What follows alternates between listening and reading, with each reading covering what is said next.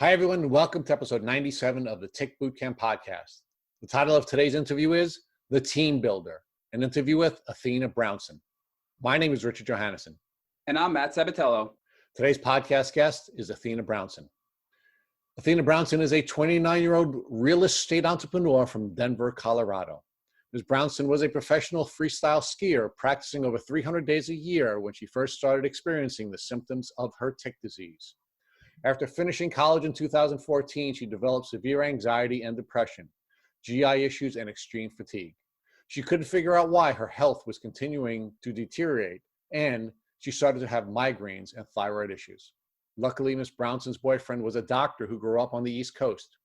He knew there was an underlying cause to her symptoms and convinced her to get tested for Lyme disease. It came back positive. Ms. Brownson was treated for her Lyme disease with disulfiram, but she has had to take a break from her treatment to address parasites in her gut that are preventing the antibiotic from tackling her Lyme disease.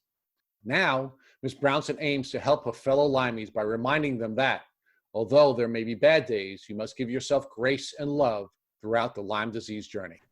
Hi, Athena, and welcome to the program. Thank you. I'm so excited to be here. I appreciate you having me. Well, we're really blessed to have you as well. So, Athena, where are you today? Today, I am in Denver, Colorado on this rainy morning in May. I can't believe it's May. That's crazy. That well, the cool thing about May is it is Lyme Awareness Month, so May is a cool month for you Lymies. The best month. So what do you do in Colorado? I am a real estate broker in my current life in Denver. And are you a native of Colorado? I am. I was born in Denver, grew up in Breckenridge. So I grew up in the mountains, and I've been here pretty much ever since I was born. So I understand you had a very athletic childhood. Tell us about your childhood. Athletic, to say the least. So yes, I was raised in the mountains. My dad was a professional speed skier. So he was one of the first people to break 125 miles an hour on a pair of skis. So I always say I didn't have a chance. I started skiing at age 2, right when I could walk, basically. And my entire life was skiing. So I was on snow every single day, pretty much my entire childhood. When I wasn't skiing, I was in the gym, and it was my existence for sure. I went professional at skiing when I was 15 years old, actually, in Vermont, and I was a professional skier for a decade. So I was an athlete, to say the least. So now, was it your goal to become a special skier or a professional skier, or did you have some other goals during your childhood?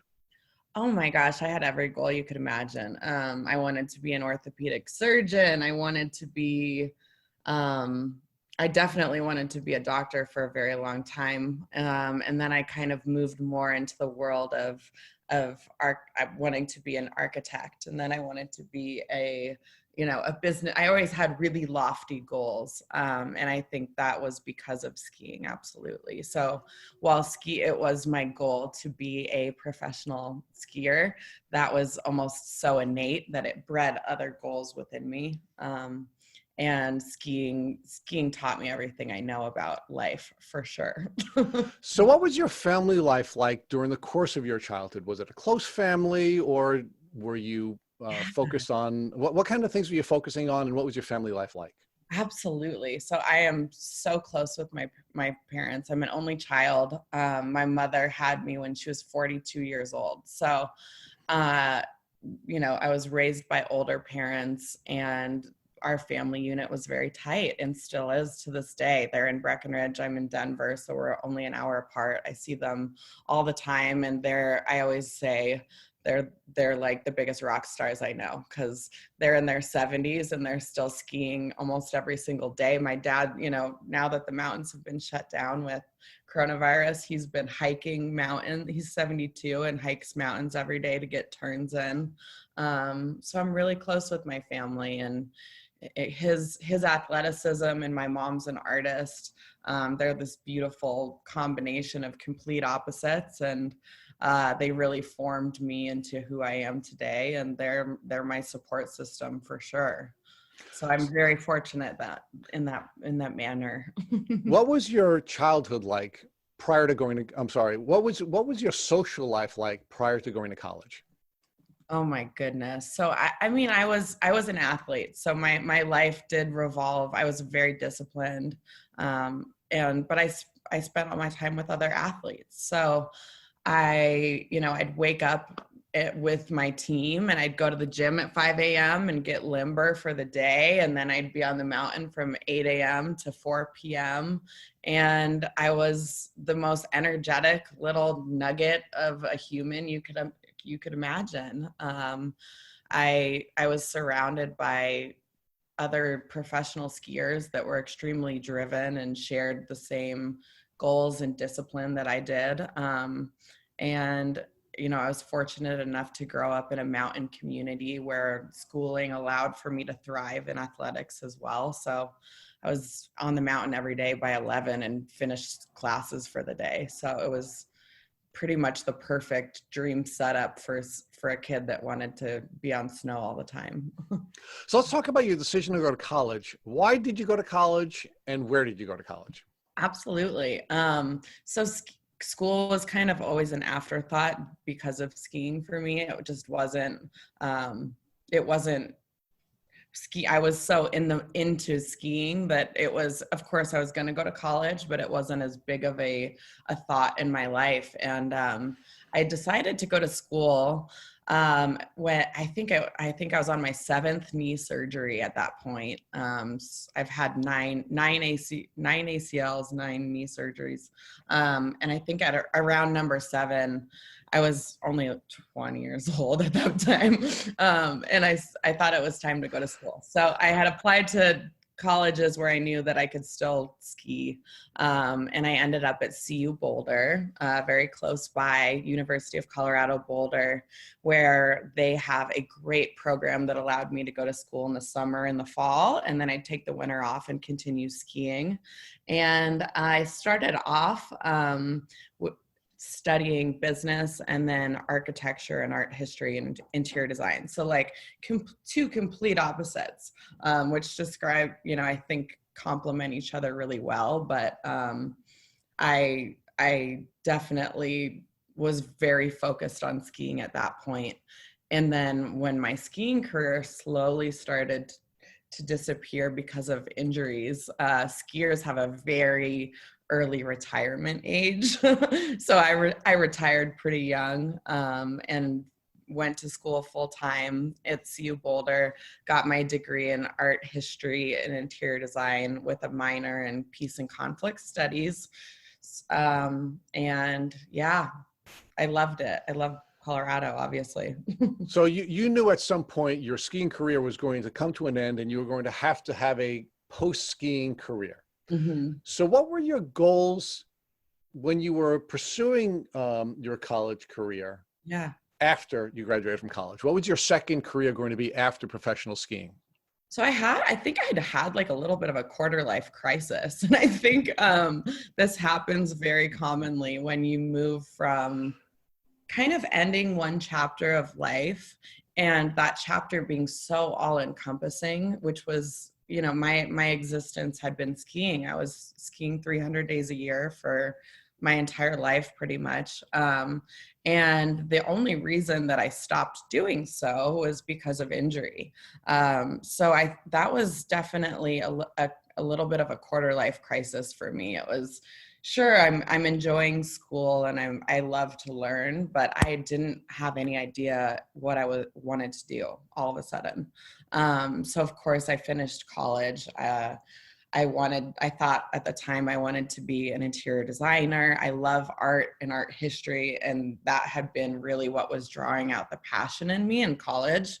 I love architecture and I love learning about civilizations and the use of art and storytelling, which is why I got so excited about you when we were talking about the art of storytelling and creating narrative through space.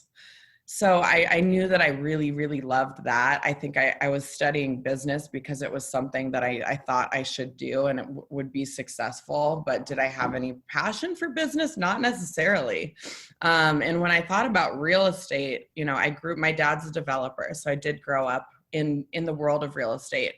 But I really wanted nothing to do with it, honestly, when I graduated college. And that was because growing up in Breckenridge, I always said there was more real estate offices than t-shirt shops. So I kind of thought of it as a very kind of like used car salesman, like very overrun. I had no interest or desire. But what I didn't realize was that real estate was these spaces and a part of people's journey and story and life through space and through home and through shelter that is so pivotal in someone's life. And I didn't ever think of that.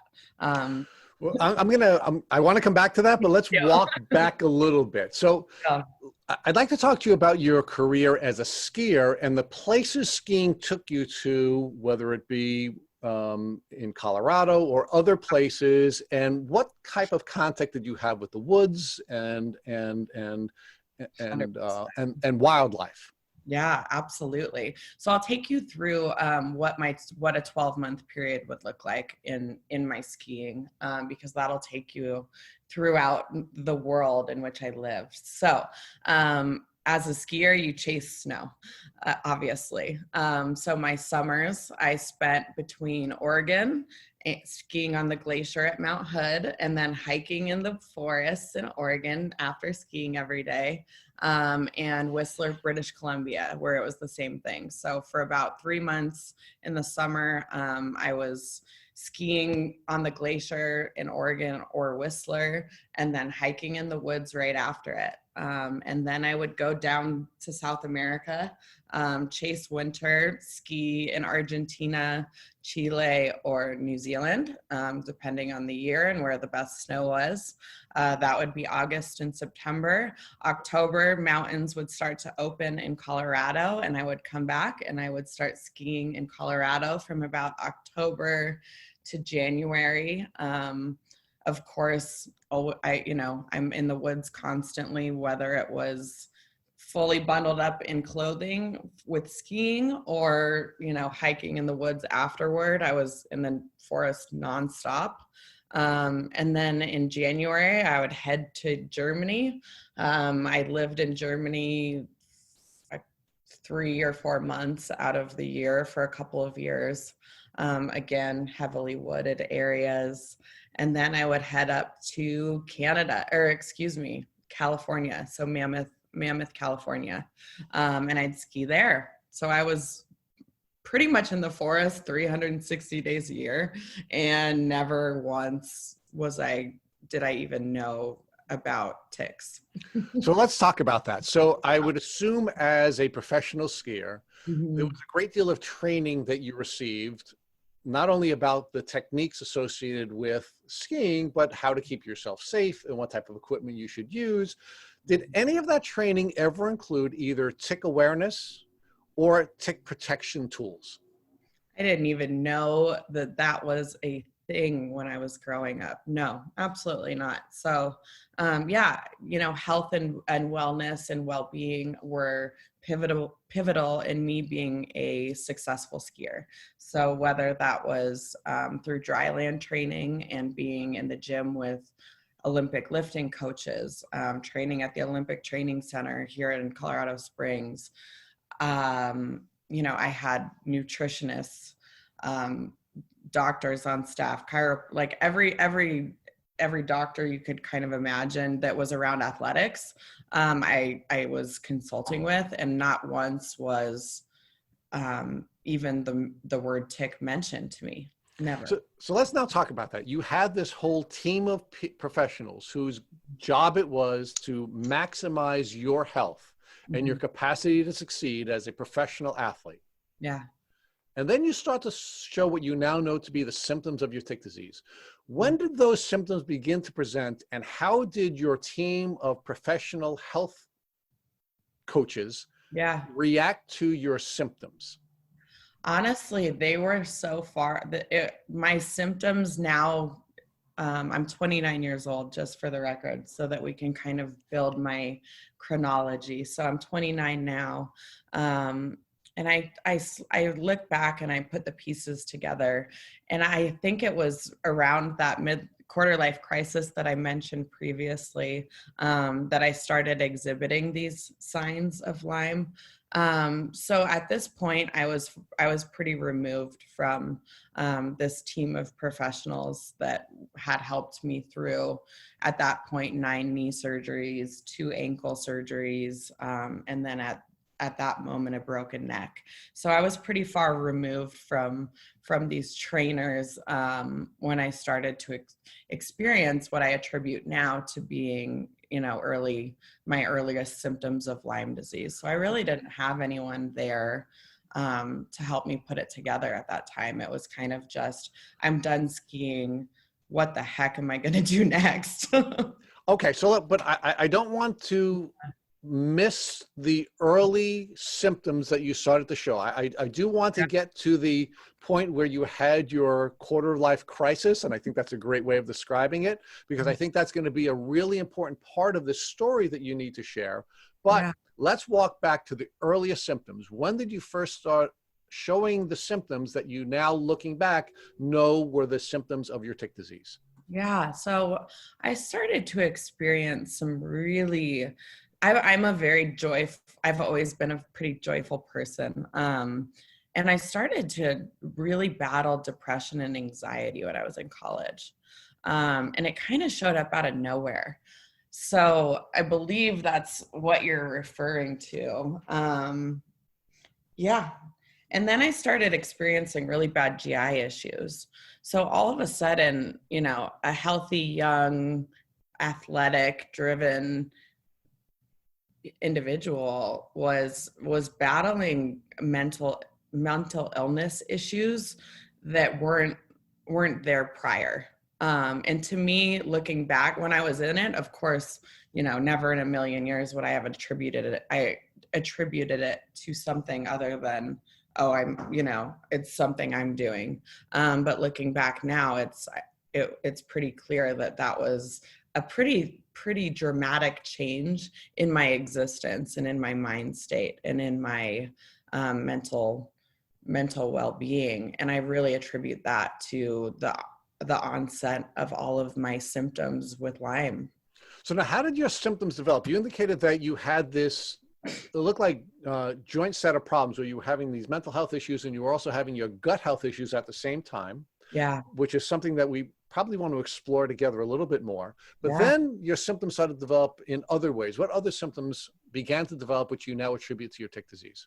Absolutely. Fatigue, the most brutal fatigue and brain fog, and lack of ability to really understand what was coming next in my life. It becomes kind of foggy. Like I look back, I try and remember what it was like to feel good and to be that athletic, young, really, really energetic individual. And I don't even remember what it's like to have that kind of energy. Now I pretty much rely on coffee and B vitamins, anything else to get me through. And I really fatigue, depression, inability to keep food down, joint pain, lack of motivation. These are all what I, now attribute to Lyme. And they were so all encompassing that it kind of just became what my existence was. And it was battling, one thing separately at a time. And the inability, I didn't, now I put them together and I understand they were all part of one umbrella, but it was just one after another with battling stomach issues, and battling depression and anxiety and confusion and fatigue. And now I understand that, but at the time it was, why is a healthy young adult experiencing such an onslaught of health issues when I had never experienced anything like it before. So you went from being this professional athlete who is a peak performer, who had a beautiful life, who now is starting to show these little symptoms that are having an impact on her capacity to perform at a high level. Absolutely. So, I throughout my career as a skier, I, was faced with injury. But for me, injury or any illness was something that had a start and a finish because I was really, really good at rehab. So I was, even if I was getting injured, which I was consistently, I knew that if I followed A, B, C, and D, I was going to get better. So it was, I blow a knee, I get surgery, I follow this protocol to a T, and I get better. So for me, injury was always something that I had a starting point and an ending point. So I was a healthy, very disciplined, very driven, even when I was injured, or when I was encountering a battle or something I needed to overcome. And I thrived on that. I was good at rehabbing. I knew how to get myself better. I knew that I had the tools and the arsenal and the team around me to get through pretty much anything. But that's the hardest thing about what Lyme is it's so multifaceted that there's no straight journey. There's no starting and end point necessarily. And that's hard to wrap your mind around, especially from someone that was able to do that prior with any other issue I had. All right, so this is different. You're having a very different experience. Even though you had been injured many, many times and you went through rehab many, many times, you now are having a very different experience. Talk to us about what impact this different health challenge was presenting to you first physically. What impact was it having on your capacity to perform as a skier at the high level you had been performing at before you were 22? Yeah. Fatigue. The inability for my body to keep up started to present itself. So where at one point I was able to, pretty much keep myself energized and going through anything, I started to notice that my stamina and my ability to physically, even mentally, if I was able to keep going, physically, I started to lag. And for me, that was confusing and frustrating because as a professional athlete, you look at your body you're a warrior. And that's why I am a warrior with Lyme 100%. But I've always been able to push my body through anything. So when I started to encounter these my body almost failed. I felt like it still feels in some ways like my body starts to fail me. And that was confusing and very frustrating because my body has always been my tool for success. So all of a sudden when mentally I'm exhausted and I can't get out of bed when I used to be able to get out of bed, or my muscles start to present too much soreness and joint pain and stiffness that I'm not able to perform. You can understand the mental ramifications of that for a young adult as well. Well, I'd like you to talk about that. That's going to be my next set of questions. So now you're this gifted professional athlete who's had all kinds of success and a very gifted genetic physical foundation, which is now beginning to fail you at a stage in your life where you are probably believing you are going to be a peak performer. 100%. How did that impact how you felt about yourself? What kind of doubts were creeping into your mind? What impact did that have in your ability to believe in yourself? And then I'd like you to talk about how that impacted you socially. Yeah, absolutely. So it was confusing. Very, very confusing because, I still look at, the family that I was, raised in and the people that I was surrounded by were all performers as well. So when I started to see that I wasn't keeping up or necessarily didn't know what was next, didn't quite understand where my path was going, that was a huge mental hit.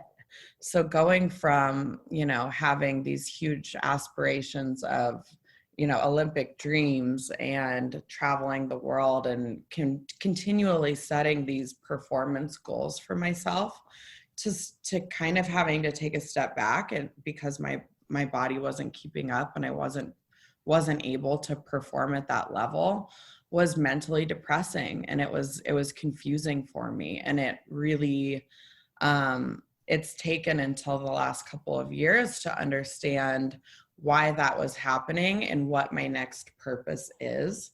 But I was lost for sure. Socially, I went from having a life with other skiers and other athletes to having to take a step back from that world, and that being a loss of identity as well. It was the ending of one chapter and the beginning of another. But of course, when you're in the middle of that, you don't understand where you are or what's the next step is. So for me, I had no idea what was coming next in my life. And I knew that I was, slowly losing sight of what my identity was, because at that time, my identity was Athena, the professional skier, not just Athena, the human being. I was very wrapped up in my identity as an athlete, and my social life was being an athlete as well. So it was a complete loss of identity, I would say. Now, were you treating with any doctors at that time for either your gut health issues or your mental health issues that you now know were the onset of your Lyme disease? Yeah. So when I graduated college, maybe it was my last year in college. I think it was right the year after I graduated. I finally went and saw a doctor for my mental health issues. So I'm a huge advocate for therapy. When I was in college, I went to a therapist. My professional, my coaches, everyone always was an advocate for, if you needed therapy, that was something you should do. So I was always talking to therapists through different injuries. But it got to the point where it was, okay, I need some more help, because this is, I couldn't get out of bed with depression and fatigue. I was experiencing panic attacks. I was extremely depressed. And I had no real sight for a way out of that. So I did go to a general practitioner along with a therapist, where they helped me to route through that with medication. And that actually, I do think that probably saved my life, because I was so depressed at the time. Now, Athena, did any of the doctors that you were treating with at that time ever suggest to you that you should be tested for Lyme disease? Not at that point, no. And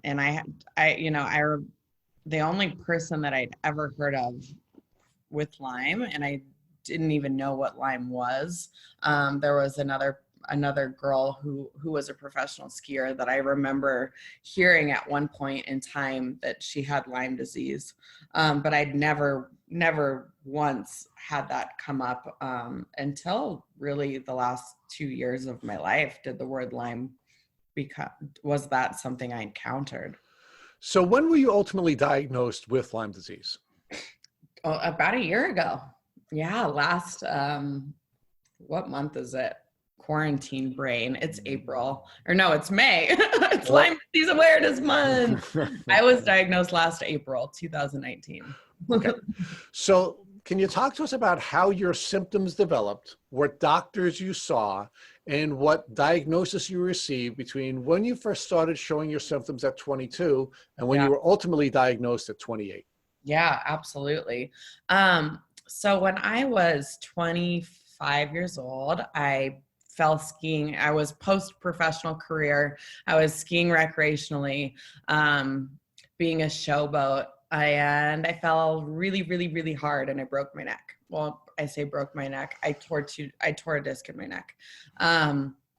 And I tried to heal my neck non-surgically. I was so sick of having surgeries at this point. I was like, I'm just going to try and see if I can get it to heal itself. I did a series of cortisone shots. I did months and months of physical therapy, and finally decided it was time to get it fixed. So this breaking of my neck, also, I really started experiencing GI issues. So before I went in for neck surgery, I was having some GI issues, which I always attributed to, traveling. I traveled a lot. So I kind of thought that, I get stomach infections because of the travels that I've done, eating different things. Now I understand that was my immune system and my gut were just my weak points due to Lyme.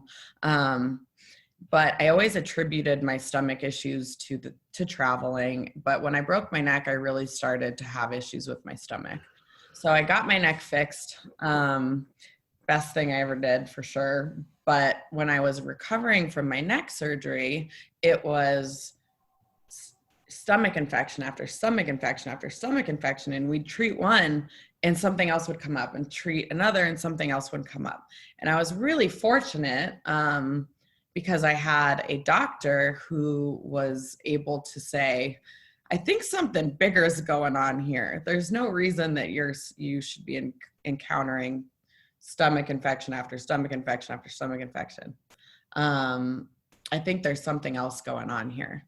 And to me, I never in a million years would have guessed that there was something bigger going on with my body. I thought it was just, I've been exposed to a lot of different bacteria in my life, and unfortunately my gut's no good. So it's just something I'm going to have to deal with. But and it's a funny story because this person is my significant other, and That's really cool. I was the first person to say, hey, I think we should test you for Lyme disease. And I was like, Lyme? Like, I've never been bit by a tick. What are you talking about? I thought it was foolish, honestly. So let's walk that part of the story back. So you're in a relationship with someone who's a medical doctor. Could you share with us what his name is? Yeah, Dr. Chad Pressmack. And now you and Dr. Chad were in a social relationship before you began to share your symptoms with him, which you now have diagnosed as Lyme disease? Yeah. So I was referred, our circles are very intertwined. His neighbor is my lender and my mentor. So he introduced us. One of my physical therapists worked with him. So she rehabbed me for multiple knees. So we had a lot of really close mutual friends. And when I started encountering all of these GI issues, he is a functional medicine practitioner and doctor as well. So he understood Western medicine with a functional medicine perspective, and he grew up in Connecticut and had Lyme disease as well. So when I started kind of saying, just amongst friends that I was encountering all of these stomach infections, he was the one to say, I think you should look into, getting tested for Lyme disease, because something bigger is going on here that I don't think you're aware of. And I wasn't aware of it. And I never in a million years, had he not really said that, I doubt to this day that I would have encountered a doctor that would have. So I was very fortunate there. So let's explore that a little bit more. You had seen many doctors between the ages of 22 and 28, most of whom were not trained on the East Coast, most of whom did not grow up in Connecticut, and I'm sure most of whom did not have Lyme disease. Yeah. I think it's interesting to note that all of those events had to come together for you to ultimately get a proper diagnosis, despite being in contact with a number of different doctors who had been treating your various symptoms over the course of about 6 years. Oh, absolutely. Lyme was never something that I had heard of, that any doctor had brought up. It took a very strange and specific series of events for me to even hear the word Lyme. And, I very reluctantly tested for it, because I had never, growing up, I had never once heard to be aware of ticks. I had never once heard of Lyme disease. I had never understood what Lyme was. It was always, it was a word. It was a word, period. It was not a concept. It was not something that could be my reality until I got my test results back. Honestly, I thought it was completely crazy to even test for it, and no one had ever brought it up to me in my entire life. So what type of test did you take, and what results did you receive once you took the tick disease test? Yeah. What was the IGeneX? Yeah, I did the IGeneX test, and it was 7 out of 10 different. I had Lyme, babesiosis, and Bartonella were what I tested positive. And what? Tick-borne relapsing fever. I tested positive on all of those the first go around, which now I understand is not usually the case for a lot of people. I do want to point out to our listeners is this is the first time we've interviewed someone that has had her doctor present who could download to us. Thank you. Thanks, Dr. Chad. Can I have more coffee too, Dr. Chad? My hero. He is. He's all of our heroes, but you're actually my hero as well. So let's talk about now what your new reality is, right? You've gone from identity shift to now a third identity shift. You now are a Lyme. Yeah. What does that mean to you, and what are you now doing to deal with this new identity that you have as someone who's suffering from Lyme disease and various what we are now calling co-infections? Yeah, absolutely. I agree with you. These identity shifts are exhausting. No, my reality now is 100% revolves around my Lyme. And I say that in the best and the worst way possible, for sure, because I know that that is something I never escape currently.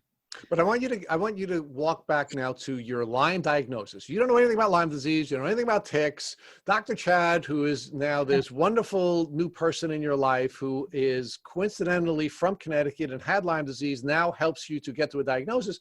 But you don't know anything about it, right? You just have this now diagnosis of some strange East Coast disease that's now being diagnosed for you by this strange East Coast doctor. Yeah. And now, so what does that mean to you initially, and how does that begin to change and become your new identity?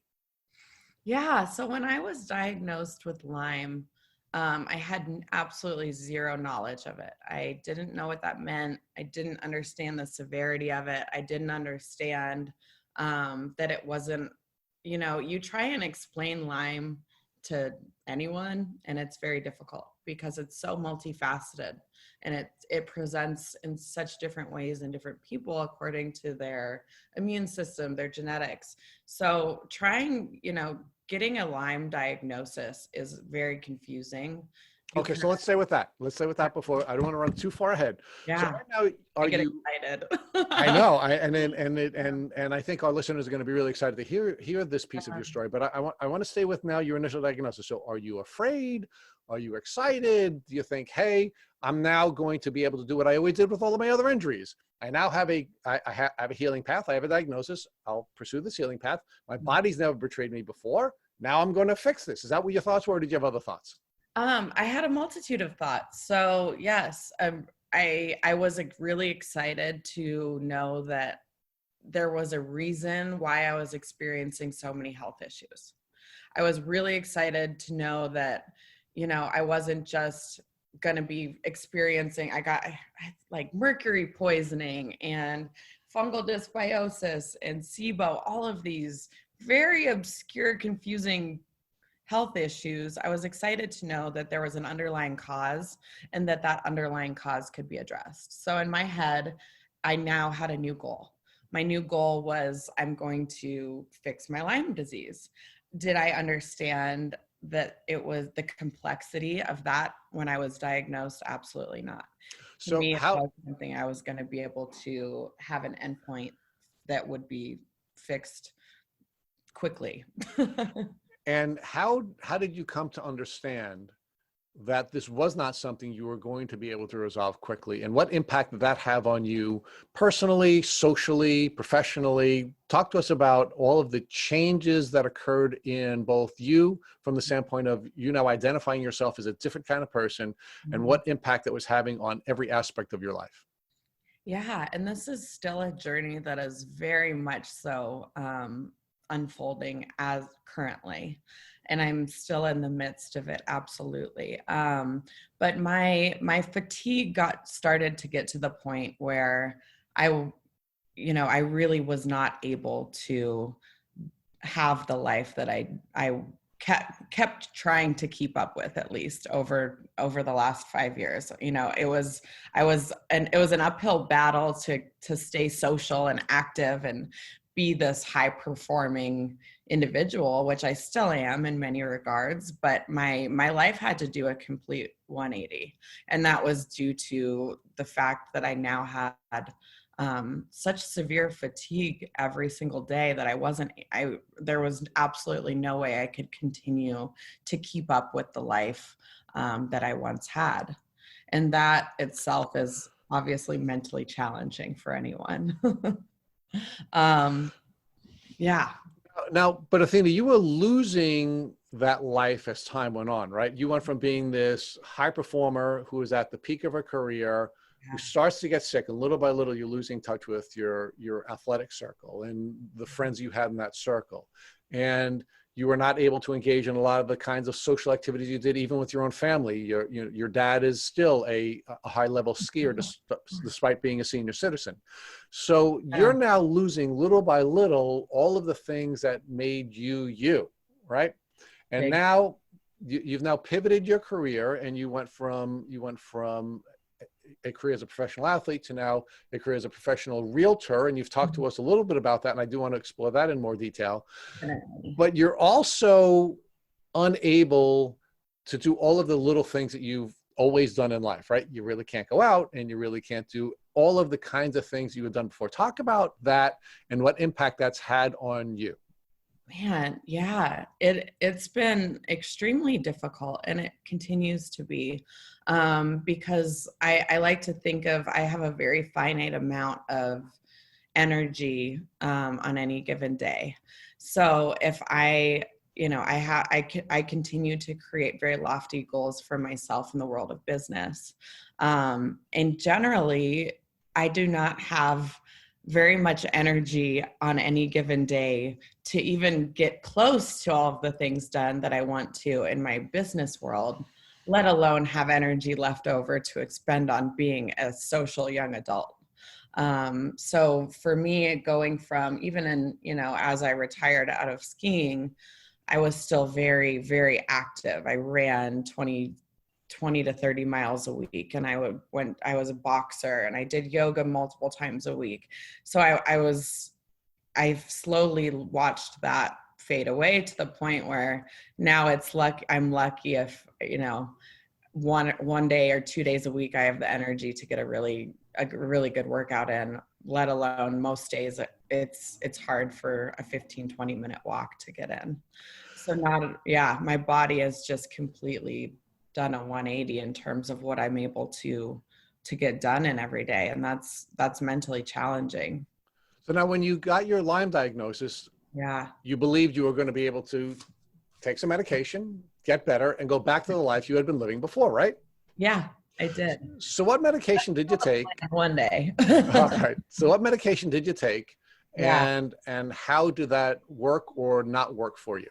Yeah. So I started last summer, 2019, on disulfiram. And disulfiram, for those aware of it, is innovative and exciting, but there's still a lot of unknowns for sure. It is an abuse. So it is what they have treated alcoholism with for decades.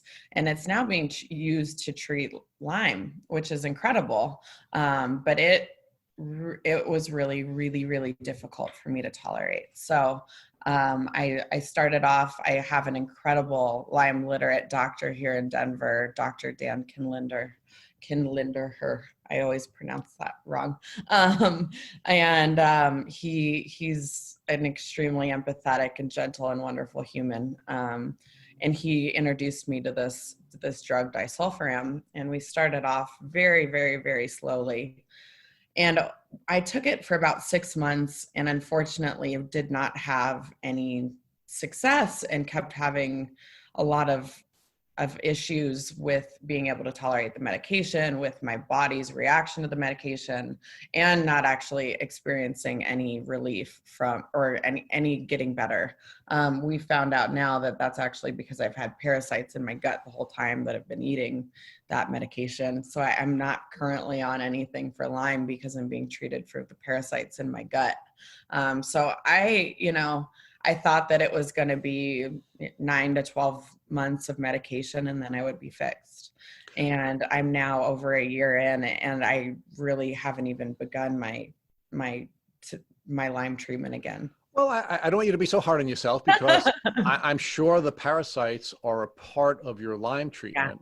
Yeah. And, Lyme disease, unfortunately, is, I think, misunderstood as a disease that's caused by one bacteria, which we know is not true. Yeah. So let's talk about disulfiram and why you took it, how you took it, and what the impacts were that it had on your body. You said you didn't tolerate it, but I'd like you to sort of put some meat on that bone. What did that mean you couldn't tolerate it? Yeah, absolutely. So like you said, Lyme isn't just one bacteria, and there are so many different bacteria that we're dealing with and different infections that one tick is a tick is a host. So it is a host to many different infections. So it can be up to 200. Yeah, exactly.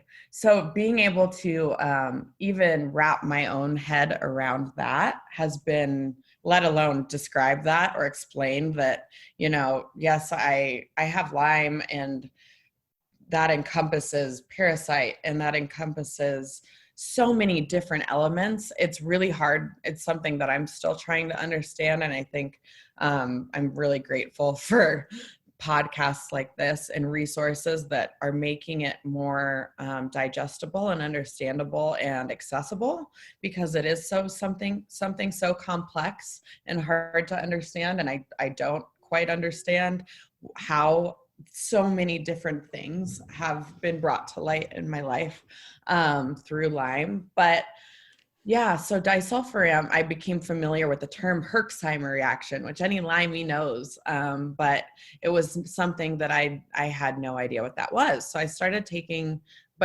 and this was something that my Lyme doctor, has been extremely informative and knowledgeable. So it's something that was being introduced to me as I was going through it. It's which was wonderful. But I would take the medicine. I started off, so a typical, if you were taking disulfiram for alcoholism, it would be two pills a day. And I think it's, what are the milligrams? Like 200 per pill. And I started off on a quarter of one pill every 4 days. And the day after I took that quarter pill into the day after that, I was couch bound. So extreme joint pain, extreme muscle fatigue, exhaustion, and nausea. And a Herxheimer reaction is basically, the die-off of something in your body, an infection dying off, and you're basically like experiencing the flu. So I would take a quarter of a dose and I would pretty much feel like I had the flu. And then I'd feel pretty good for a day. And then I take my next dose and then I feel like I had the flu. And then every 2 weeks, we would increase that dosage. So I would go from a quarter every 4 days to a quarter every 3 days to a quarter every 2 days to a quarter every day.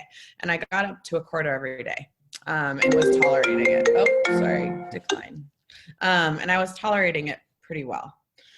But at that point, but my muscle pain and my joint pain started to accelerate to the point where it was, maybe we need to take a break so that we can get the inflammation down in your body.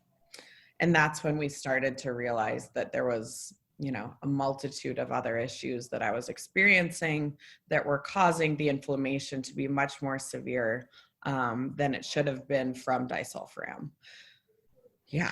So we've had many guests yeah. on this podcast who have described Lyme disease as an onion. They use the onion metaphor, and you have to sort of get through one level of the onion before you can get to the next level of the onion until you can get to the next level of the onion. And that's a metaphor. yeah, isn't it? And clearly, when you use the medication that you were using at that moment, perhaps you were not at an appropriate level of your unpeeled onion to properly benefit from disulfiram.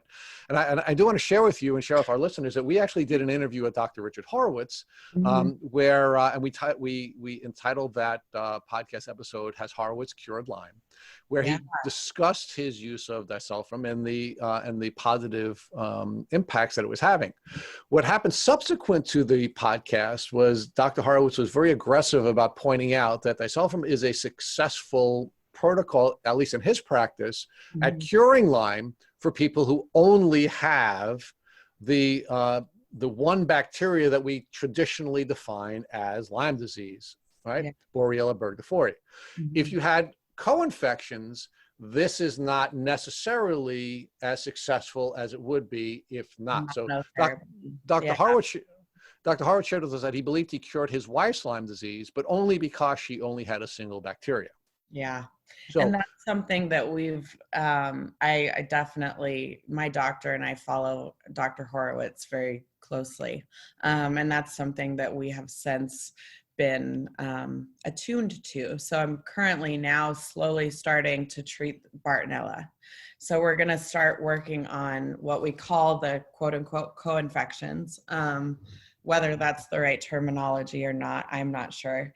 But I believe disulfiram as a monotherapy, they are finding is not what to do. So we're going to slowly start chipping away at the quote unquote co-infections. Like I have Bartonella and babesiosis or Babesia, and we're going to be working on those first. And I believe that getting those at bay, because I do experience really horrible symptoms that we attribute to those two co-infections, will allow me to then treat the Lyme itself. And I think you're giving us a really good example of why we really need to define Lyme disease as a multi-germ infection rather than a single bacteria causing an infection, because it makes it confusing for those of you who are trying to heal from this. And I think it makes it confusing for the medical community generally, that you need to have a diversity of diagnostic tools and a diversity of treatment tools just for the different types of bacteria, viruses, and protozoa that you're going to have to take care of. So for example, you have Babesia, which is a form or it has been likened to malaria. And in most cases, doctors are treating that with anti-malarial drugs, not with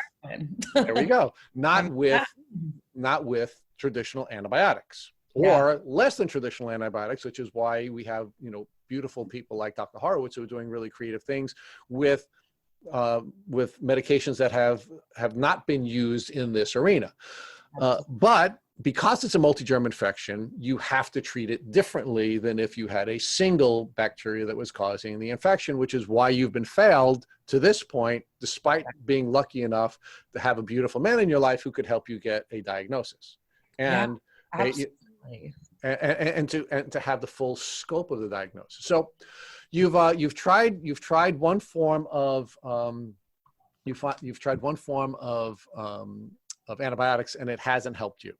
What other treatments have you done, and what has been helpful during the course of the time that you've been doing these treatments? Absolutely. So we definitely take a functional approach and a holistic approach to my health. And I notice significantly when I am doing well because I'm following this approach. When I'm not doing well, it's because I have derailed from this. So, really understanding the foods that cause inflammation in my body. So eating really clean, avoiding gluten and dairy and inflammatory agents, alcohol, obviously, taking a wide variety of supplements. Magnesium helps my muscle pain significantly. Vitamin B with energy. Sam, I think I take 32 supplements a day. Honestly, I'm very, very. Dr. Jill Carnahan. I'm not sure if you're familiar with her. She's a functional medicine guru out here in Colorado, and someone I follow very closely. Works with my Lyme doctor, with Dr. Chad, with Dr. Horowitz, and understanding a holistic approach to just reducing any toxic burden in the body that we possibly can, so that I can focus, get the inflammation down and focus on fighting the multitude of symptoms that Lyme has caused. Getting my body, making sure I'm doing infrared saunas have been extremely helpful for me. Epsom salt baths, Alka-Seltzer Gold, understanding when my body is starting to show symptoms of what I call a flare-up, and trying to mitigate those as quickly as I can using the tools that I have. Unfortunately, right now, I'm kind of experiencing so many different toxic burden issues in my body that I'm having a hard time keeping them at bay. But I know I'm starting to build a really wonderful tool belt of what do I do when this happens. And those are just some of the things that have been successful. And I'm still actively learning and searching and trying to connect with communities that have are experiencing these things as well and have found success. So it's a constant search for knowledge, really. Well, it sounds to me like you're also going back to your athletic roots, where you're building a whole team of doctors that you're working with as well. So your tool belt is developing with different techniques and tools that you're using to help you deal with your flare-ups or your herxing. And then you also have a whole team of doctors that you're having work together so that you can collectively come to a place where your healing journey can be short-circuited. Yeah, I'm so excited. Honestly, it's really recently, I finally feel like I have this panel of doctors and advocates that are working together to help me get better. Because the last 2 months, just to be completely honest, have been, my body's gotten to the point where I'm not able to keep pushing myself through. I mean, I experience so much pain. I always say, my tolerance for pain is really, really high because I've experienced a lot of injury in my past. So for my pain tolerance is pretty much has gotten to its max. And, from EMF sensitivity, like touching my phone or my computer towards, after 3 p.m., it feels like I'm being tasered. I've got burn marks on my hands from using technology, actual burns on my hands. They get so swollen by the end of the day that I can't bend my fingers. My thyroid doesn't work anymore. I've been passing worms out of my gut. Like the list goes on and on. But I've got this incredible team of doctors that are advocating for me and working together to help me understand the entire picture so that I'm able to create a comprehensive plan that's not just a single monotherapy treating, Lyme or Babesia or Bartonella. I've got a team helping me to build a cohesive picture of what's going on inside my body that's very complicated and hard for I think anyone to understand. And I'm sure you, speaking with so many different Lymies, having so many different experiences, it's really, really hard to wrap your mind, especially when you're in, my brain fog and my ability to completely process anything, let alone one of the most complicated diseases you could ever imagine, it's really confusing, and it can feel you get lost in it. And it's definitely been something that I've felt really lost in.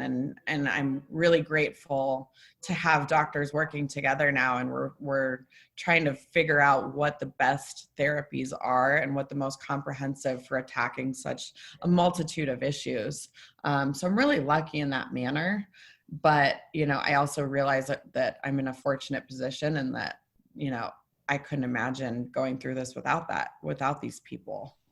Well, and I appreciate your humility, but I think you have to give yourself a little bit more credit than you're giving yourself for, because I think it's a wonderful accomplishment that you've been able to assemble a team. A team very much like the team that you had in the past. And that really is a credit to you. These people didn't all find each other. You put them together and you built a team to help you have your group of Avengers to help you to go through this fight. And I admire you for that. And I think that's a really important hack that we have to share with our listeners, that you have to advocate for yourself and you have to build your team and you have to build your toolbox, because if you build your toolbox and you build your team, you are going to have a substantially greater likelihood of achieving that outcome. So despite your humility, I have to give you all the credit for that accomplishment. Appreciate that. Thank you. And, something that one of my doctors told me was to use, living in 2020, we have access to information, which is incredible. So having, oftentimes it can be really hard to understand what Lyme is and how it exhibits in anyone's day-to-day life. And I think connecting with community of people that are going through it is the way to get through it. And that's something that I've only done recently, because if you're trying to describe what you're going through to someone that hasn't necessarily been there or isn't literate in the topic, it feels maddening and you can feel crazy. And it's, there are so many days and so many times where I feel like I'm losing it because it's so hard to describe what my body is experiencing. But if you go on Facebook and connect with Lyme groups, or if you listen to these podcasts, you start to realize that there is a community out there, and then you can connect with people that are experiencing things similar to yours and find out what they're having success with, what they're not having success with, or just be able to vent, have a soundboard of people that are going through something similar, and knowing that you're not alone and you're not crazy, because it can feel, there are days when I'm like, am I losing my mind, or do I really feel this horrible? Because it's so hard to wrap your mind around the fact that your body really feels that bad at any given time. So having community and building community has been absolutely crucial in me understanding my own diagnosis, my own struggles, and being able to kind of help see a light and guide my way through that. I'm really grateful for technology. So Athena, I want to talk about that. I want to talk about that with you. And again, I appreciate your humility, but we also have to give you some credit for the transformation that you've made, because the technology is only helpful if there's content available, if there are people who are available, if there are people who are sharing their journey. And we found you because you've become one of those people who is sharing her journey and her experiences. And tell us how you went from being this person who is very, very sick, and going through the process of assembling her own medical team and building her own health toolbox, to now finding the time and the energy to reach out to other Lymies and help them through their journey. Oh man. So again, I'm going to go back to my background as an athlete, and the ability to create a goal and then create actionable steps towards that goal. So for me, when I was an athlete, when I was a skier, if I wanted to learn a new trick, I would visualize it in my head. I would go get strong enough that I knew that my body could do it. And then I would create a plan of attack. And it's been the same thing for me in my business and with Lyme disease, which is something I'm really just starting to grow into. And I'm really excited to see where it blossoms, because when I get my mind on something, it's kind of, I have an addictive personality. I'm addicted to accomplishing goals and achievements. And when I found out that I had Lyme, over the past, I'd say just 6 months, I've been able to get to a place in my own healing where I'm ready to connect with other people and where I'm ready to be an advocate and be an advocate for not only myself, but for other people that, you know, are dealing with Lyme or don't even know about Lyme. So it's definitely taken some time for me to be able to articulate what I'm experiencing and be an advocate for it. And I think that's important for anyone going through an illness or any sort of issue, is to give yourself time to really wrap your head around it before going out and trying to help other people with it. But for me, now that I understand Lyme and I understand that everything I've been going through is something that other people are experiencing, have experienced, will experience, it's a duty and an honor and something I will do for the rest of my life in trying to be an advocate for people that were and are experiencing what I'm experiencing, because it is so hard. And I really truly feel, you know, feel for people that are going through this, because I know that I'm a very tough person, and and this is, it's a struggle. Absolutely. So if I can help anyone like other people are helping me, then that's, you know, then I'm doing something right. Well, Athena, I want to thank you for first taking time out of your life to join our podcast and share so much of your beautiful story with our listeners. But I also want to thank you for becoming the Lyme superhero that you've become, because a hero is not somebody who just has special talents. A hero is somebody who uses their special talents to help someone else. And you are doing that in your community, even though you're new to the community. And I want to thank you for using all of your gifts and talents to helping the folks in the Lyme disease community. No, and I want to thank you guys, honestly. When you first reached out, I almost had one of those butterfly moments, and I was like, really? Someone wants to talk to me about about this? That's, you know, it's a true honor. And I really, really appreciate you guys, really dedicating your lives to awareness and to, creating a platform for us to share our experiences, because this is the way that we're going to be able to help each other get through Lyme disease, and to help the broader community and world as a whole understand just how completely insane this disease is. Thank you for listening to the Tick Bootcamp interview with Athena Brownson. To our listeners, we have a call to action. First, if you'd like to learn more about Athena Brownson, please visit her Instagram page at Athena Brownson Realtor. Second, if you enjoyed this episode of the Tick Bootcamp podcast, please share it with your friends by using the social media buttons you see at the bottom of the post. Third, we here at Tick Bootcamp have created a Tick Bite Blueprint that has been inspired by the information that has been shared with us by past podcast guests. We urge you to visit our website at www.tickbootcamp.com to view the blueprint. We would appreciate it if you would contact us with any suggestions you have for improvements. Fourth, don't forget to subscribe to this podcast on iTunes, Google Play Music, or Spotify to get the automatic episode updates of our Tick Bootcamp podcast. And finally, we thank you, our listeners, for your comments on our past podcast episodes. Please take a minute to leave us an honest review on iTunes, on Instagram, or on our website. We make it a point to read every single one of the reviews we get. Thank you for listening.